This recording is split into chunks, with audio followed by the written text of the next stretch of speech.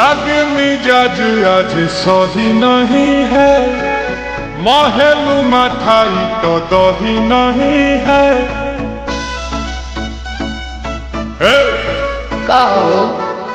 लागे मिजाज आज सही नहीं है, महलू मठाई तो दही नहीं है।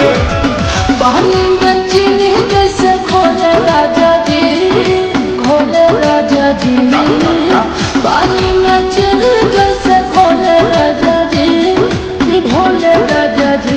कमरिया गोले गोले, कमरिया गोले गोले, कमरिया गोले गोले गोले गोले गोले राजा जी। कमरिया गोले गोले गोले गोले गोले राजा जी। कमरिया गोले गोले गोले गोले गोले रानी जी। कमरिया गोले गोले गोले गोले गोले रानी जी।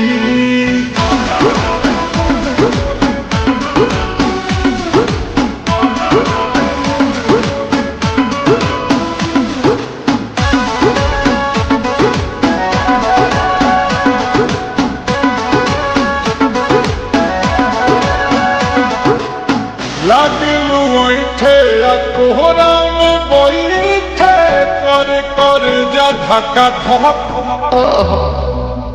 कहलू झूठे की जाला ना उठे, होखेला हमारा कसम।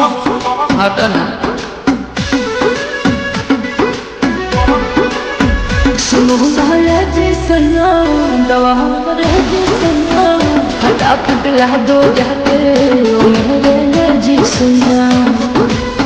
बात तू मीठी मीठी बोले राजा जी, बोले राजा जी।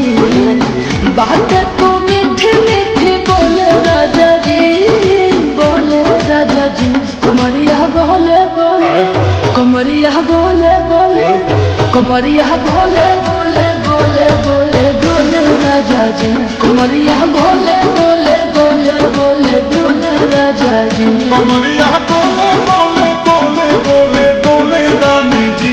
कमरिया गोले गोले गोले गोले गोले रानी जी।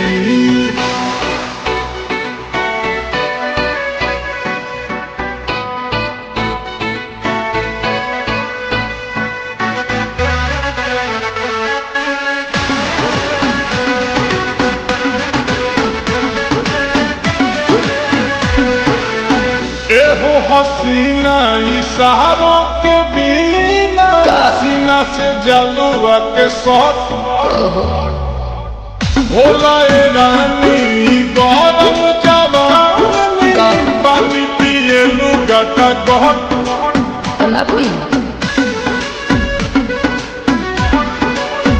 पिया कमरे में चलो, जरा सा बात बोलो कि तुम हो सीधे साधे, तुम्हें पूछो मुझ छलो। आओ बाबा तो होले होले राजा जी, होले राजा जी।